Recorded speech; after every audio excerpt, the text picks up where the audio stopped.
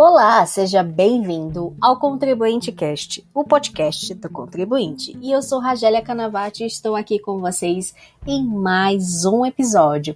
E para tratar sobre um tema interessantíssimo, afinal de contas, nesse nosso 36º episódio, nós estaremos falando sobre ele, o ICMS. E se você tem dúvidas sobre esse tema, eu já convido você a permanecer comigo durante este episódio. Tenho certeza que você sairá deste episódio com todas as informações necessárias para você, que é ou não contribuinte deste imposto estadual. Então, vem comigo!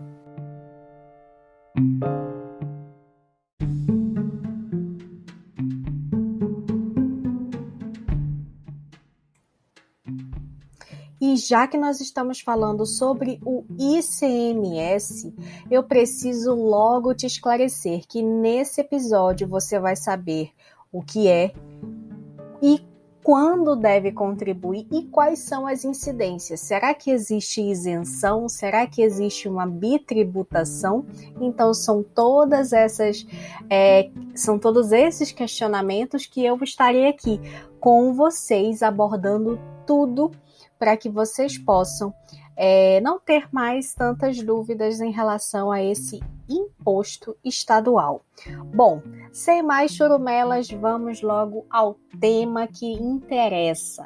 Afinal de contas, o ICMS, como essa sigla representa, ele representa o imposto sobre a circulação de mercadorias e as prestações de serviço de transporte interestadual, intermunicipal e de comunicação. Como eu bem falei logo no início da nossa introdução, ele é um imposto estadual. Logo, eu tenho que te informar que a competência para a instituição, cobrança desse imposto é de competência de cada um dos estados brasileiros, ou seja, cada um dos estados pode instituir e cobrar os valores que devem ser tabelados referentes aos mesmos. E eu falo logo uma grande dúvida que sempre paira na cabeça de todos os contribuintes, que é a questão da seletividade. A nossa Constituição Federal, ao mesmo passo em que ela impôs uma obrigação ao IPI de ser seletivo, ao ICMS cabe aí uma faculdade. Então, logo, o ICMS ele poderá ser seletivo em razão da mercadoria. Então, essa faculdade fica a cargo de cada estado que bem entender o que é a seletividade, a essencialidade de cada mercadoria, de cada produto. Certo?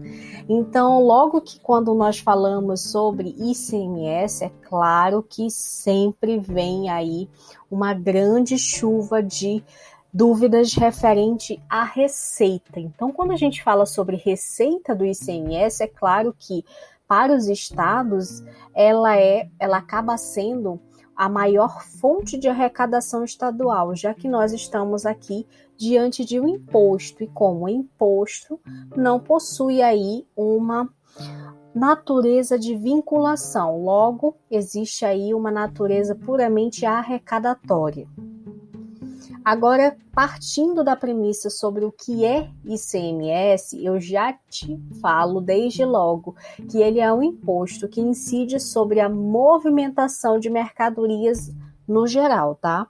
E isso inclui também aqueles produtos mais variados, dos mais variados segmentos que você tem aí na sua mente, como, por exemplo, os eletrodomésticos, os alimentos, os cosméticos e até mesmo o serviço de transporte interestadual e intermunicipal, não esquecendo também os serviços de comunicação. Agora, como eu falei para vocês que cada estado possui aí uma competência, eu também preciso esclarecer para vocês que, para que não ocorra uma guerra fiscal entre estados, né, surgiu aí um importante instituto, eu diria que até um Conselho Nacional de Política Fazendária, o chamado CONFAS. E o que o CONFAS ele produz, né? Através desse órgão, gente, é possível que sejam verificados convênios, e esses convênios, titulados como convênios de ICMS, eles são aí abordados por todos os estados em reunião do CONFAS. Esse órgão aí, ele é dirigido pelos secretários de Fazenda, Finanças ou Tributação de cada estado e pelo ministro de Estado da Fazenda também, tá? A gente sempre tem que lembrar da figura do ministro de Estado da Fazenda. Agora, importante aqui que eu destaco para vocês que o CONFAS, gente, ele tem uma missão de promover uma harmonização tributária entre os estados da nossa federação. Por quê?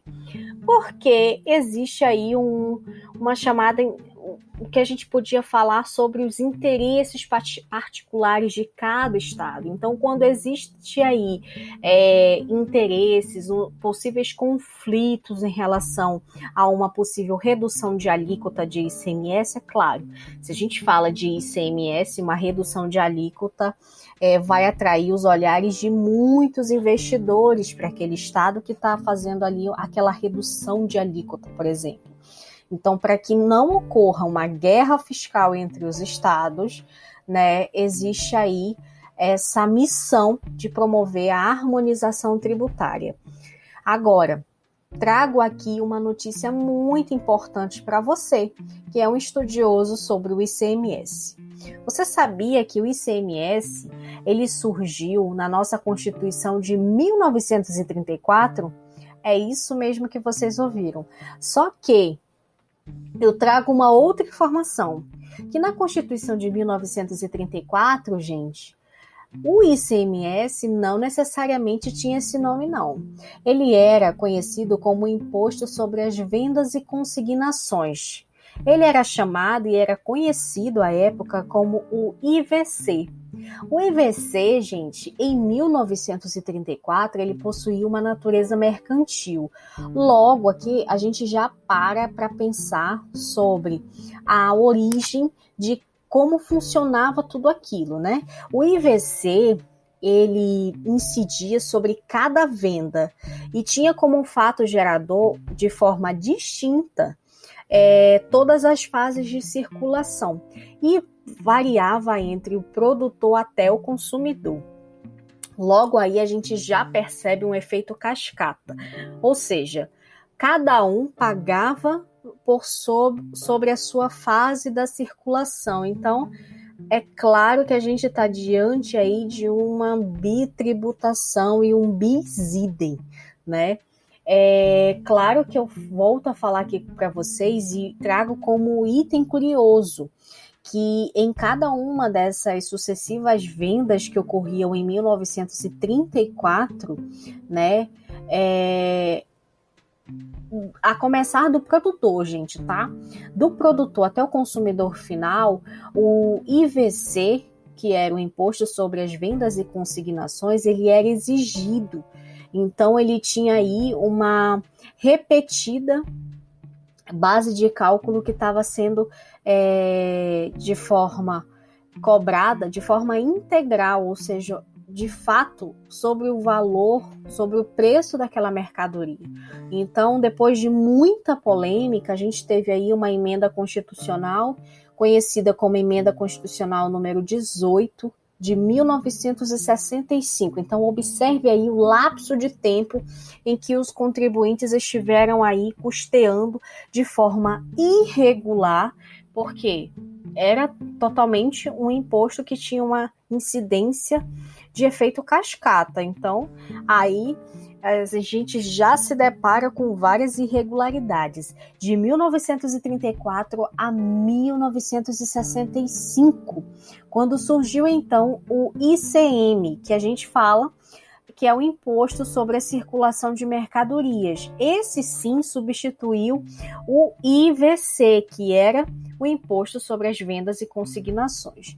Agora, com a criação do ICM, o que a gente conseguiu verificar com a história é que houve uma inovação, por não apresentar aí as características de cumulatividade, sabe? Que eram próprias dos impostos que tinham esse efeito cascata, ou seja, cobrado sobre cada fase de circulação. Então, quando a gente fala sobre isso, o ICM, na época, ele era feito sobre o valor agregado, ou seja, com a diferença maior entre o valor da operação tributada e o do valor da operação anterior. Então, aí quando a gente pensa em reforma tributária, é bom estudar a história, porque a história nos mostra sempre uma melhor saída para o futuro. Então, já fica aí a dica.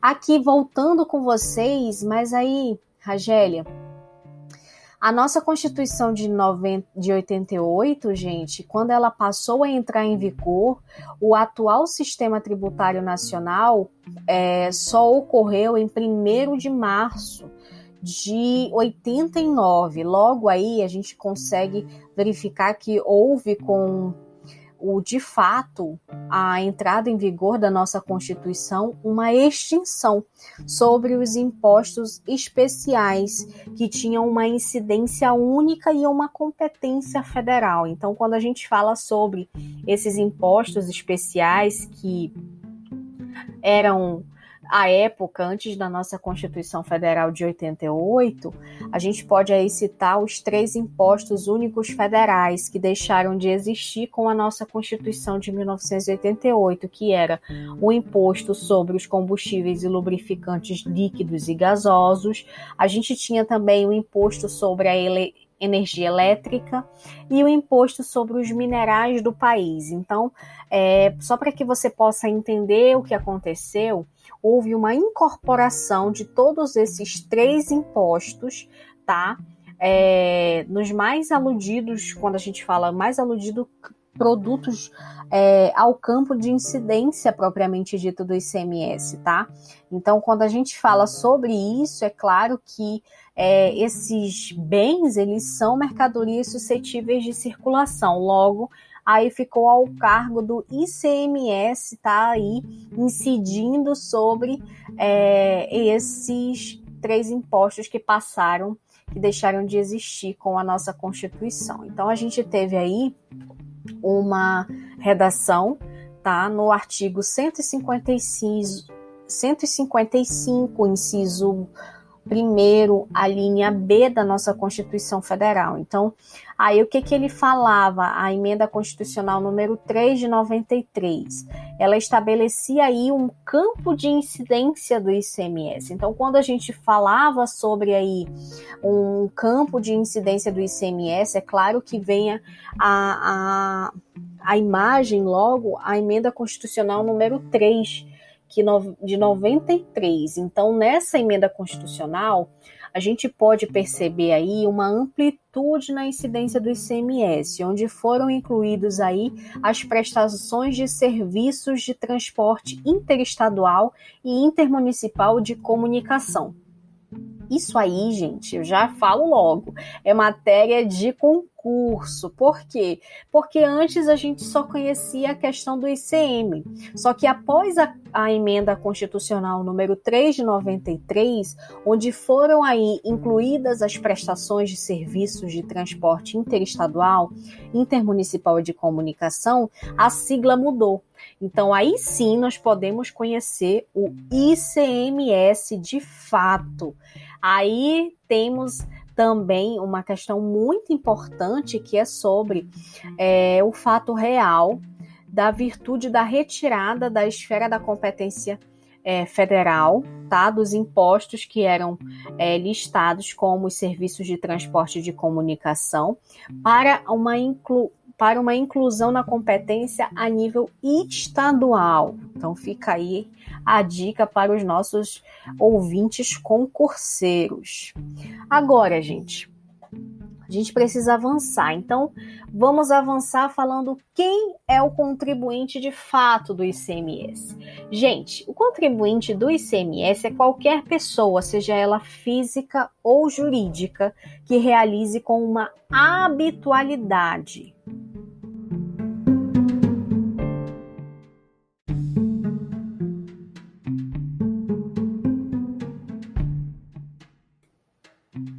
Que realize, gente, com habitualidade, tá?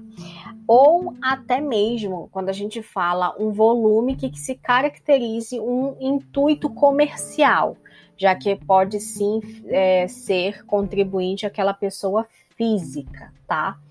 E disso tudo, essa habitualidade, esse volume que se caracteriza com o intuito comercial, ele deve ser sobre as operações de circulação de mercadoria ou as prestações de serviços de transporte interestadual e intermunicipal, não esquecendo aí também a comunicação. Ainda que, e eu faço aqui o alerta para que todos vocês possam entender, o contribuinte do ICMS também deve prestar atenção às questões ligadas às operações e às prestações que incidem no exterior. Então, se a gente está ali diante de uma pessoa física ou uma pessoa jurídica que preste operações ou que realize operações ou prestações, né, de uma habitualidade ou um volume que se caracterize com intuito comercial, que também pode incidir no exterior, a gente também está diante aí do contribuinte do ICMS, tá? Agora, eu trago aqui uma informação um pouquinho mais detalhada sobre quem é o contribuinte de fato do ICMS, sabe? Ainda que ele não tenha uma certa habitualidade. Por quê? Porque existem aí algumas mudanças legislativas. Então, a gente tem no ICMS uma lei federal, que todos conhecem como Lei Candir. E você pode realizar uma consulta também para que você possa entender um pouquinho mais sobre o que é esse contribuinte. Agora eu vou te detalhar aqui quem são, mesmo que não tenha uma habitualidade, tá? O contribuinte do ICMS, ele pode ser pessoa física ou jurídica, isso você já sabe. Só que se essa pessoa física ou se essa pessoa jurídica, ela importa mercadorias do exterior, ainda que as destine a consumo ou ao seu ativo permanente do estabelecimento, ela é contribuinte do ICMS. Tem também uma questão muito importante aqui que eu tenho que destacar para vocês, é que se a pessoa física ou pessoa jurídica que seja destinatária de serviço prestado no exterior ou ainda que aquela prestação venha a ser iniciada no exterior, ela também é contribuinte do ICMS. Uma outra importante informação é sobre aquela pessoa física ou pessoa jurídica que adquire em licitação mercadorias apreendidas ou abandonadas. Essa pessoa também é contribuinte do ICMS. Agora, só para finalizar aqui a questão sobre os contribuintes, é claro que eu não posso deixar de mencionar aquela pessoa física ou pessoa jurídica que adquire lubrificantes ou combustíveis líquidos ou gasosos que são derivados de petróleo e até mesmo energia elétrica oriundos de um outro estado, quando não estão destinados à comercialização ou à industrialização. Logo, a gente está aqui diante de uma incidência do ICMS em que pode, sim, identificar aquele contribuinte do ICMS. Então, diante de todas essas 4 informações muito importantes sobre contribuintes, é claro que eu preciso destacar aqui para vocês quais são essas operações que estão sujeitas à cobrança do ICMS. Por quê, né, gente? É claro que quando a gente fala sobre ICMS, a gente precisa entender que a aquisição das mercadorias como num geral, e até mesmo a questão das prestações de serviços de telecomunicação e até mesmo os serviços de transporte entre municípios e estados, também existe aí uma importação de mercadorias. Então, se todas essas operações aqui estão sujeitas à cobrança de ICMS, é claro que eu preciso esclarecer para vocês que também tem outra coisa muito importante, que é sobre a entrada de bens importados do exterior, para qualquer que seja o fim, tá? Agora, sobre isso, o fato do bem ser um objeto de compra e venda, ou se ele for de doação, ou até mesmo uma finalidade assistencial ou cultural, ele não altera a incidência do ICMS. Então fica aqui a dica. Apesar da rigidez do ICMS em relação ao de fato, a entender como funciona a questão das operações, os estados, gente, como eles possuem aí uma competência para instituir e realizar a cobrança do ICMS, eles também têm o direito de estabelecer os convênios para conceder ou revogar diversos benefícios fiscais. Lembra da informação do CONFAS. Então, não existe nenhum convênio concedendo ou revogando que não passe ali pela reunião do CONFAS. Agora, certos que nós finalizamos aqui a questão do contribuinte e das operações que estão sujeitas à cobrança do ICMS, é claro que eu não posso deixar de mencionar aqui para vocês a questão da isenção e, é claro, a não incidência do imposto. Também trago aqui uma informação sobre uma vedação de crédito, que também causa muita dúvida em relação a essas questões. Só para que vocês possam entender como funciona, salvo sempre, gente, em relação à legislação daquele estado, é claro que fica aqui a dica. Não implicará e não vai incidir crédito para compensação com o montante, gente. Esse montante, ele é devido sempre nas operações ou prestações seguintes. Então, quando a gente está diante de um montante que ele é devido em relação às operações e às prestações que são seguintes à fase, né? A gente sempre menciona que não vai haver ali o crédito para que haja uma compensação. Então, uma outra situação que eu trago aqui para vocês é que sempre vai arrecadar, né? Acarretar uma anulação do crédito que é relativo às operações anteriores. Então, quando a gente fala sobre uma acarretação de anulação de crédito relativo às operações anteriores, é bom que a gente fique atento. Por quê? Porque os princípios constitucionais, eles visam dar uma coerência, sabe, sobre o trato tributário do ICMS. Por quê? Porque nós somos um país continental com vários estados e nem sempre ali são respeitados pelos entes federativos. Logo, a gente já se depara com uma possível guerra fiscal que ocorre entre os estados. Então, aí mais uma importância sobre o conselho do CONFAS, o conselho que eu mencionei para vocês logo no início, que ele visa aí uma harmonização tributária entre os estados, né? Algo importante que eu posso aqui destacar para vocês é que não incide o ICMS sobre as operações com livros, jornais, periódicos e até mesmo o papel que é destinado à impressão. Também, já que a gente está tratando sobre a não incidência do ICMS, quando a gente fala de livros, a gente também pode estar falando aqui, mencionando para vocês a questão do e-book. Em uma decisão do STF, foi aí estendida a imunidade do ICMS, a imunidade dos impostos relacionadas ao e-book, tá? Outra situação muito importante que eu não posso deixar de mencionar para vocês é que não incide o ICMS sobre as operações e as prestações que se destinam ao exterior com as mercadorias. Então, quando a gente fala essa incidência, essa não incidência, né, sobre as mercadorias que são destinadas ao exterior, é claro que a gente também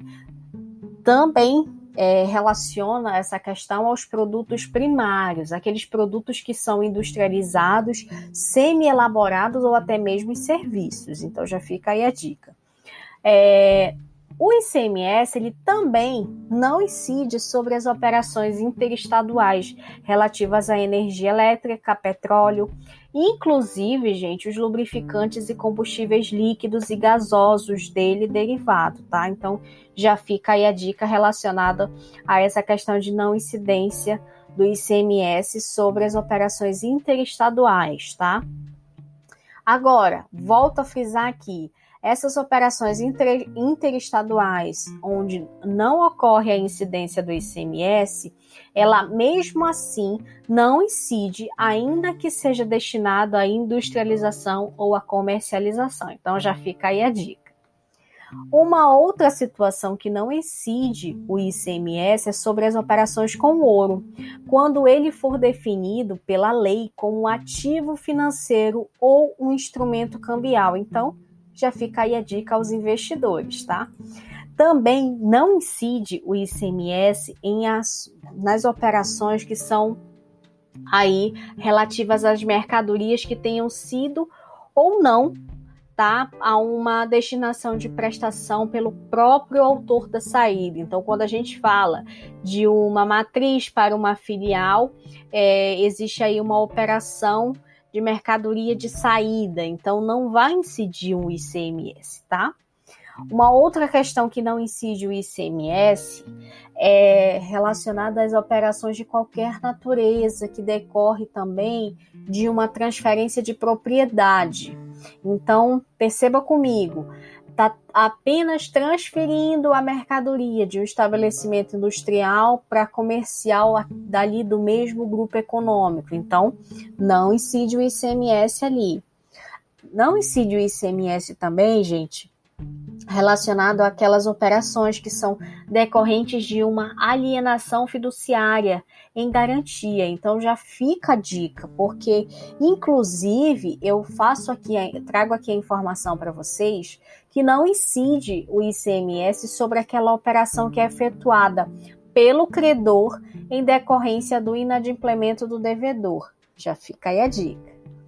Também não incide o ICMS em relação às operações de arrendamento mercantil, quando não são compreendidas aí as vendas de bem arrendado ao arrendatário. Então já fica aí a dica relacionada às questões de arrendamento mercantil.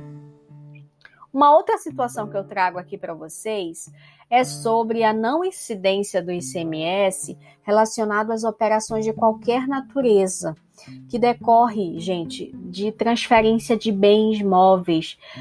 Sabe aqueles veículos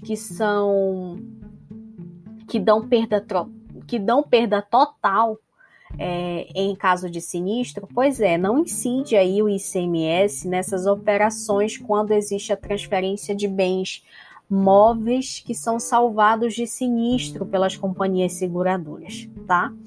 Agora eu trago aqui uma importante informação que eu não posso deixar de mencionar aqui para vocês, que é sobre a operação e prestação que se destina no exterior. Por quê, gente? Porque a saída da mercadoria, quando ela é realizada com um fim específico de exportação para o exterior e ela for destinada a uma empresa comercial exportadora, tá? Ou até mesmo um armazém alfandegário ou entreposto aduaneiro, também não incide aí a questão do ICMS, tá?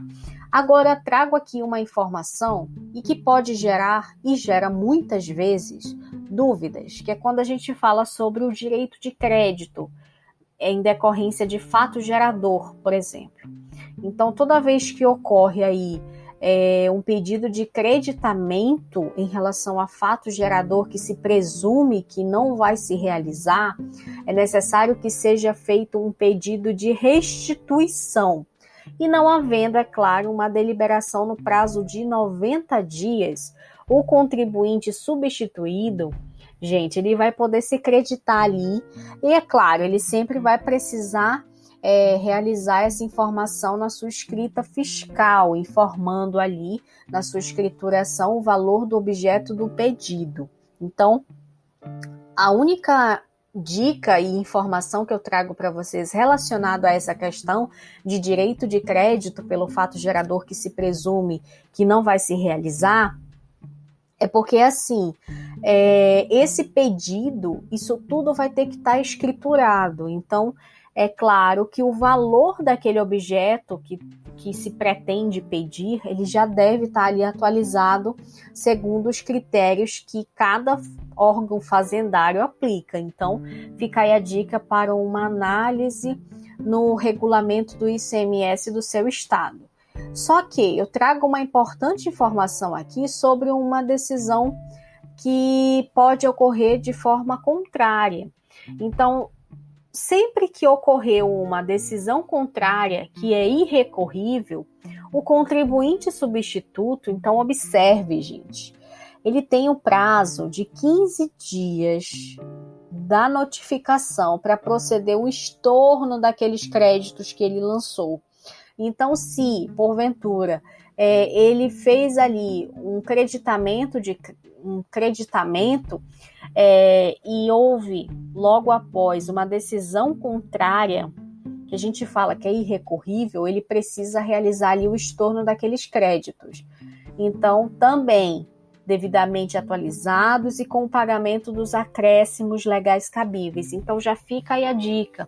Se você tem mais dúvidas sobre esse direito de crédito, sobre o fato gerador que se presume que não vai se realizar, gente, o procedimento tanto de pedido de restituição quanto de estorno de crédito lançado, ele sempre tem que ter um acompanhamento, tanto do advogado tributarista quanto do contador que vai realizar ali a escrita fiscal e o possível estorno de crédito. Então, já fica aí a dica sobre o acompanhamento de profissionais devidamente habilitados. Agora que nós falamos sobre direito de crédito, contribuintes de fato, é claro que para finalizar esse bloco eu preciso falar do fato gerador.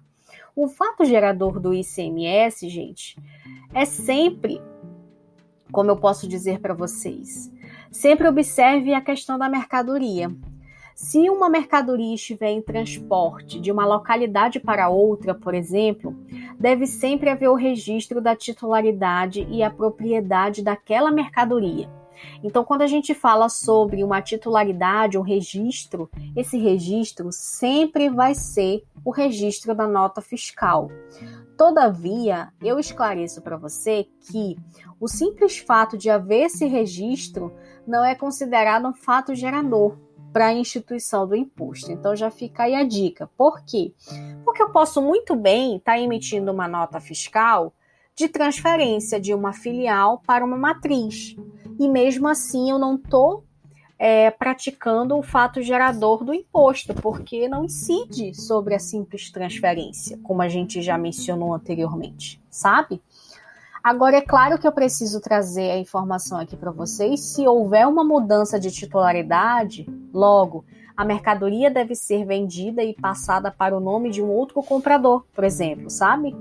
Então, quando existe isso, a cobrança do imposto é lícita, porque ali a gente está diante de uma circulação de forma efetiva de mercadoria, sabe? Então, ali, o valor que é devido, ele vai ser arrecadado para o estado em que aquela mercadoria está circulando. Então, só a título de exemplificação para vocês, uma pessoa, uma empresa que está praticando uma circulação de mercadoria, vendendo para um consumidor final, quando ela faz ali a nota fiscal, o registro na nota fiscal, destinando aquela mercadoria para uma terceira pessoa, ali estamos diante de um fato gerador do imposto. Agora, a gente também tem uma exceção, que é a exceção da energia elétrica e também dos derivados de petróleo, onde aquele imposto ele vai ser cobrado no estado da origem da mercadoria ou do serviço, não do estado de destino. Então já fica aí a dica. Agora eu trago uma outra informação que é muito importante para que vocês possam entender, é sobre as alíquotas mínimas e máximas. Segundo a nossa Constituição, cabe aí uma faculdade ao Senado Federal sempre estabelecer as alíquotas mínimas nas operações internas, tá? E fixar as alíquotas máximas nas operações em que resolver um conflito específico ali de interesses de Estado, sabe? Então, já fica aí a dica relacionada a quem pode aplicar, né, ou estabelecer as alíquotas máximas e mínimas, que é uma faculdade do Senado Federal, tá bom? Agora, dica muito importante é sobre as alíquotas internas. A gente também tem um piso.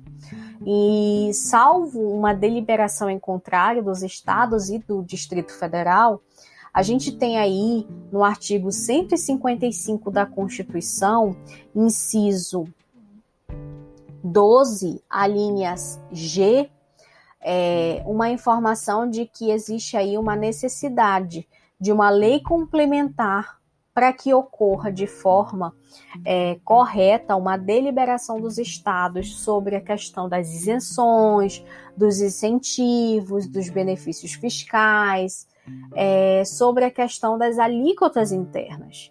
Que as alíquotas internas, gente, do ICMS, elas não vão poder ser inferiores às previstas nas operações interestaduais.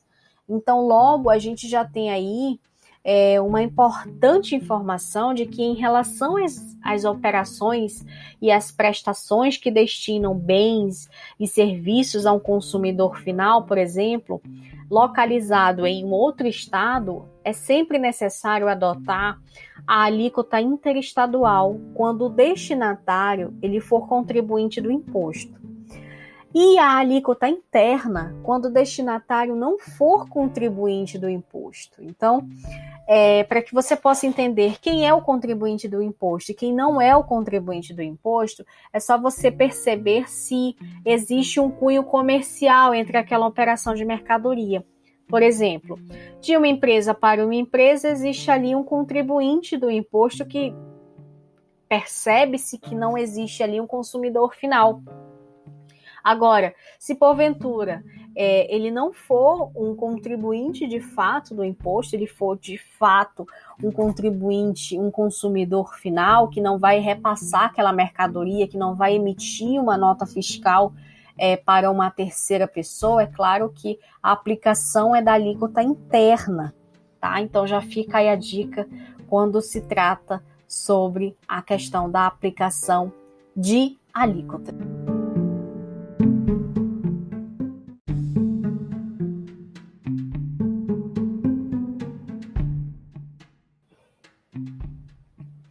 E prosseguindo nesse assunto super interessante, que é o ICMS e as alíquotas internas e interestaduais, eu trago aqui uma informação sobre a questão da alíquota interestadual sobre os bens importados. Gente, a partir de 1º de janeiro de 2013, a alíquota do ICMS nas operações interestaduais que tinham como, por exemplo, circulação de bens e mercadorias importadas do exterior, ela passou a ser 4%. Então, aí, essa alíquota de 4%, ela sempre vai se aplicar aos bens e mercadorias que são importados do exterior e, após o seu desembaraço aduaneiro, não tenham sido submetidos a um processo de industrialização e ainda um processo de transformação ou beneficiamento, uma montagem, um acondicionamento, um recondicionamento, tá? Porque se ocorrer tudo isso que eu estou falando para vocês, essa importação, esse conteúdo de importação é superior a 40%. Então, já fica aí a dica que o conteúdo de importação é sempre o percentual correspondente ao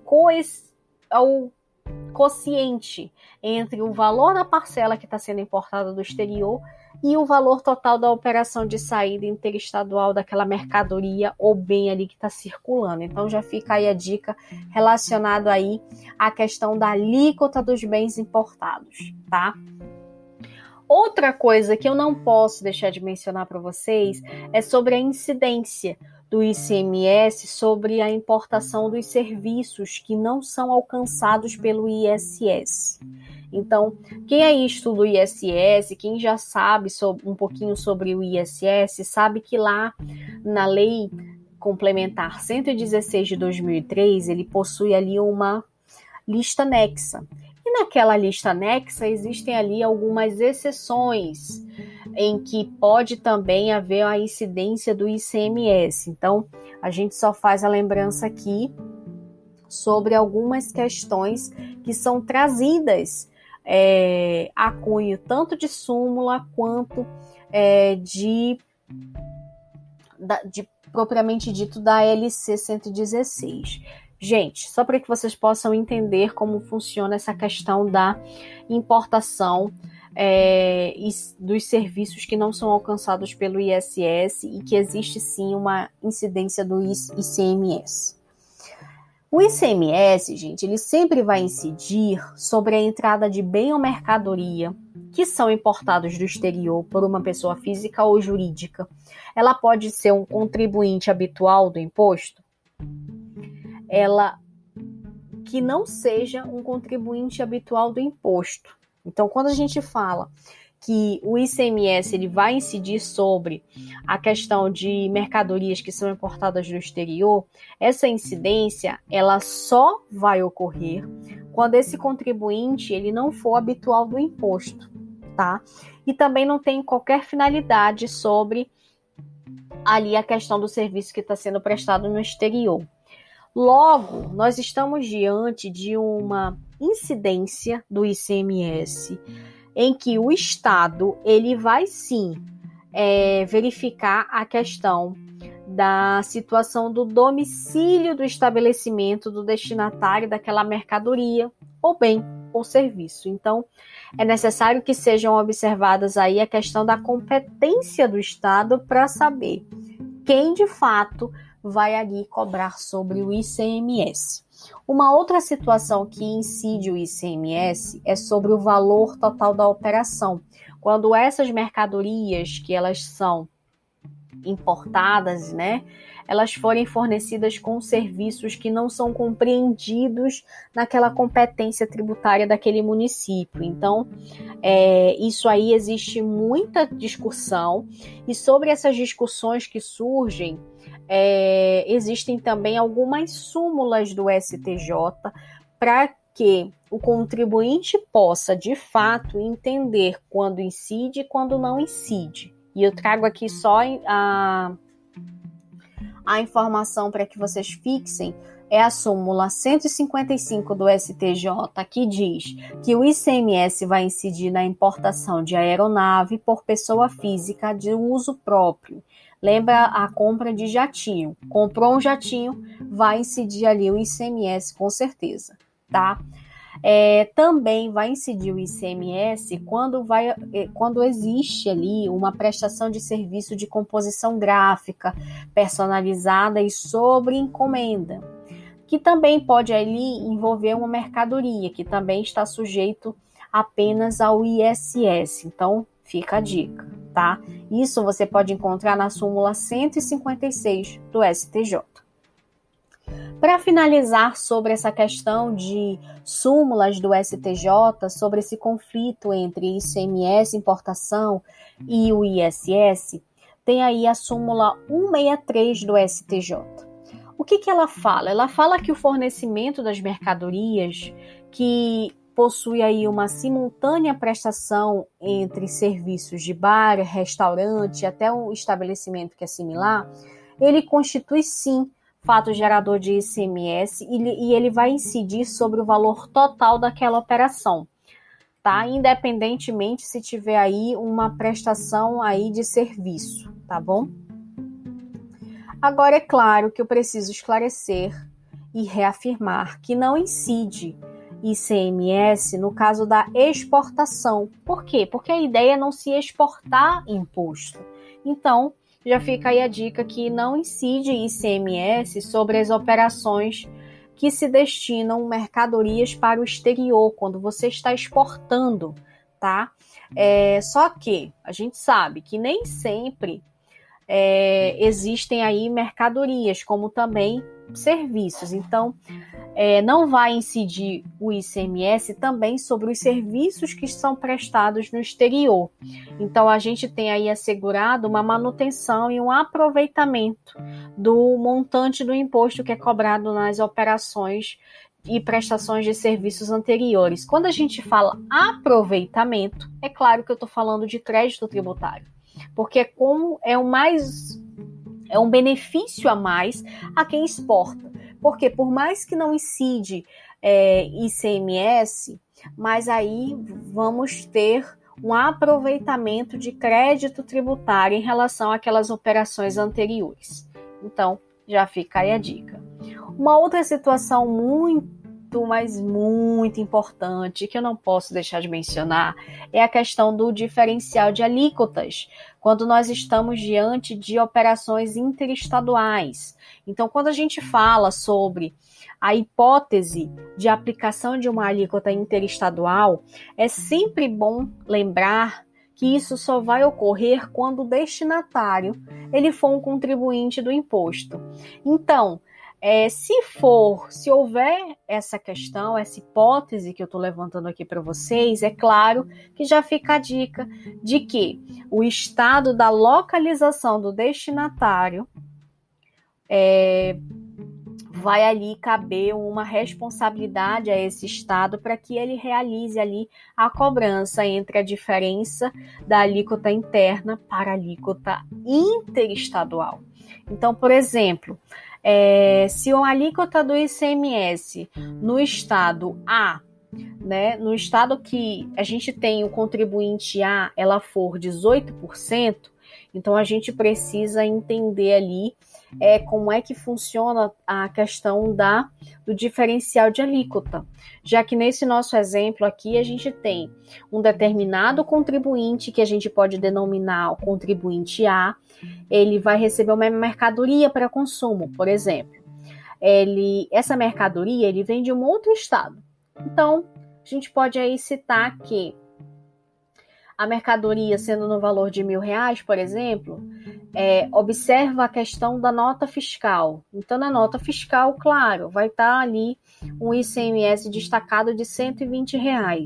Se, porventura, a alíquota interna do ICMS do estado do contribuinte A for 18%, a gente tem ali que realizar uma situação relacionada ao diferencial de alíquota, até para saber, de fato, qual é o valor daquele ICMS. Só que a nota fiscal é muito importante que você entenda e compreenda os dados que a nota fiscal traz, sabe? Porque lembra que eu mencionei que na nota fiscal do nosso exemplo tem ali um valor destacado de R$120.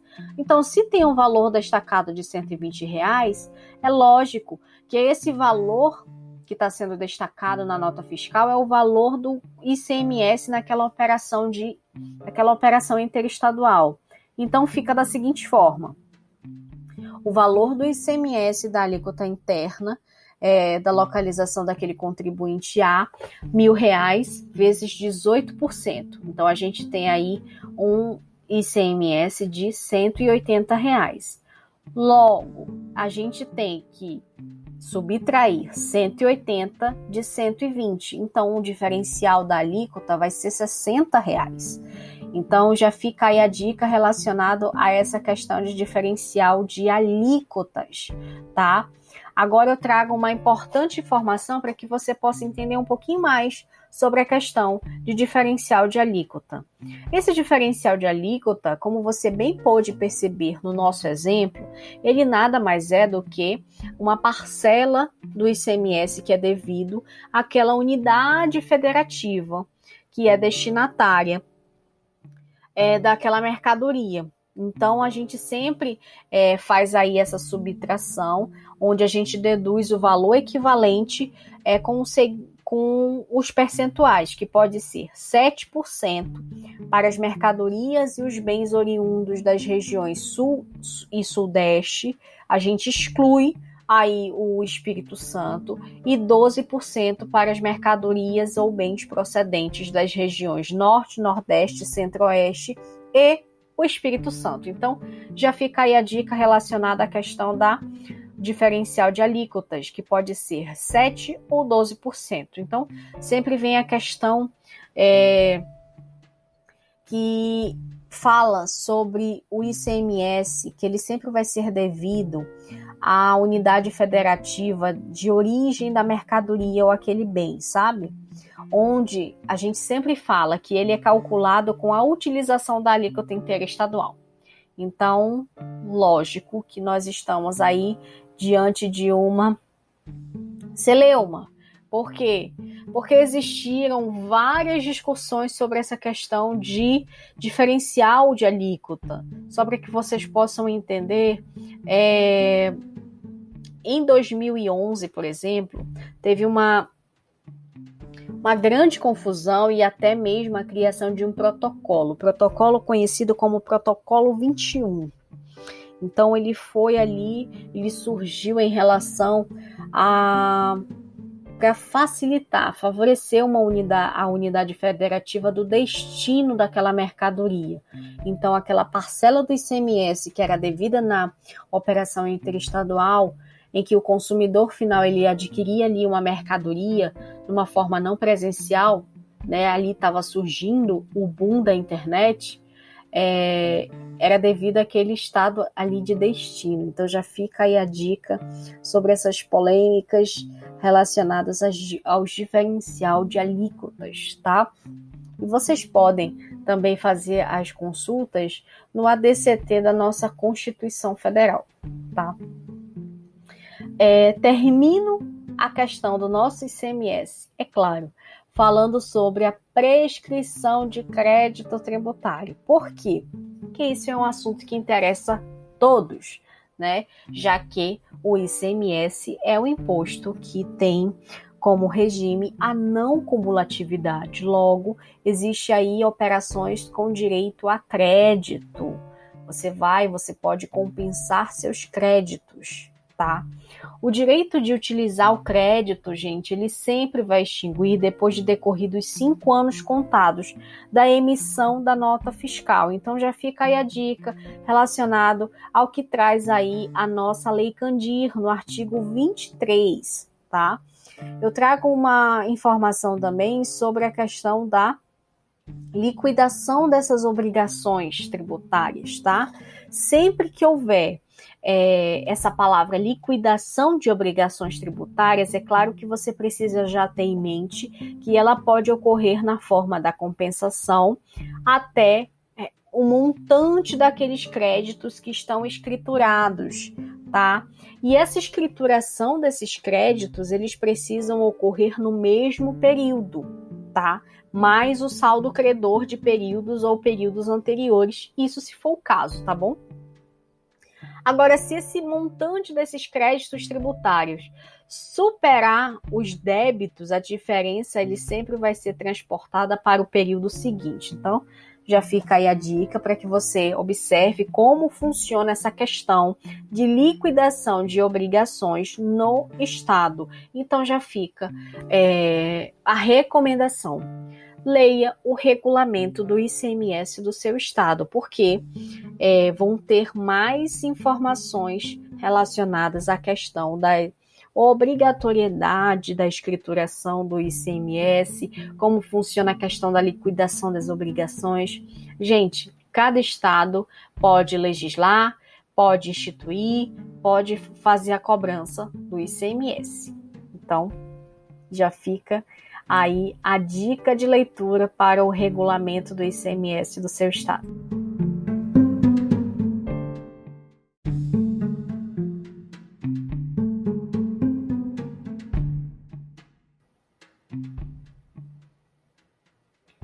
E para finalizar esse episódio de hoje, é claro que eu vou falar sobre a substituição tributária do ICMS. Agora, eu já ressalto a vocês que o assunto é um pouquinho extenso, então eu vou aqui dar uma pincelada no tema. Por quê? Porque é um assunto que requer um episódio inteiro para que eu possa te explicar como funciona de fato a substituição tributária do ICMS.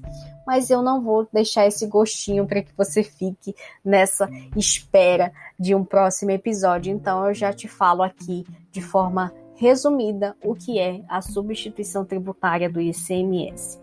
Toda vez que ocorrer o chamado ICMS-ST, já tenha em mente que existe ali uma lei estadual que ele vai poder atribuir a um determinado contribuinte a responsabilidade de realizar o pagamento. Então, quando a gente fala sobre isso, é claro que a gente já está aí diante do contribuinte que vai ali assumir o papel de substituto tributário.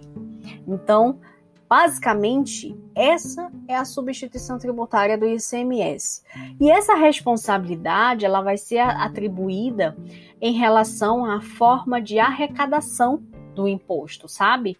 E ele pode ocorrer de forma antes, concomitante ou subsequente àquela operação que vai surgir. Então, quando a gente fala ali sobre operações, isso inclui também o valor que vai ser decorrente em uma possível diferença de alíquota entre uma alíquota interna e uma alíquota interestadual. Então, já fica aí a dica. Essa atribuição de substituto, essa atribuição de responsabilidade, gente, ele vai se dar sempre em relação à mercadoria ou serviço, mas, é claro, cada estado, como competente, vai poder estar ali instituindo quem será esse responsável, quem será esse substituto. Então, como funciona na prática essa questão da responsabilidade, tá? É claro que quando a gente está diante de uma responsabilidade tributária sobre a substituição tributária, é sempre bom lembrar sobre os direitos daquele contribuinte que é substituto. Por quê? Porque ele tem o direito à restituição do valor do imposto que ele paga por força de uma ST, por exemplo. Quando aquele fato gerador ele não se realiza. Então, ele paga antecipado, só que aquela mercadoria ela não vendeu. Se ela não vendeu, cabe aí ao substituto o direito para restituir aquele valor daquele imposto que ele pagou lá atrás. Então, já fica a dica relacionada à questão de solicitação de restituição de valor, que como é que funciona na prática, gente? Isso pode ser feito através de um PAF, um processo administrativo fiscal ou um processo judicial tributário. E quem pode fazer esse pedido de restituição de valor? O advogado tributarista. Então, não esqueça de consultar o seu advogado em relação a essas questões de restituição do valor da substituição tributária. Com isso, eu encerro o nosso 36º episódio, com a certeza de ter falado todos os pontos mais importantes para você sobre o ICMS. Já fica a dica para que você possa conhecer um pouquinho mais sobre o ICMS do seu estado, consultando a Cefaz do seu estado e lá fazendo o download do regulamento do ICMS, que eu tenho certeza que vai te informar muito mais coisas detalhadas sobre o seu estado, a sua região, de uma forma bem mais apurada do que eu estou falando aqui, que eu estou falando puramente em relação à nossa lei federal, que é a nossa lei Candir, né? Mas que já traz muitas informações, como vocês puderam ver. Então é isso. Eu agradeço pela tua excelente companhia, pela qual você me proporcionou, e já te convido para interagir conosco nas nossas redes sociais e não deixe de assinar o nosso canal do Telegram. Diariamente nós temos notícias tributárias e diversos compartilhamentos de arquivos que vão facilitar os seus estudos na matéria do direito tributário. Então é isso. Eu te desejo uma excelente semana e que você possa aproveitar o feriado muito bem. Te encontro no próximo episódio. Tchau!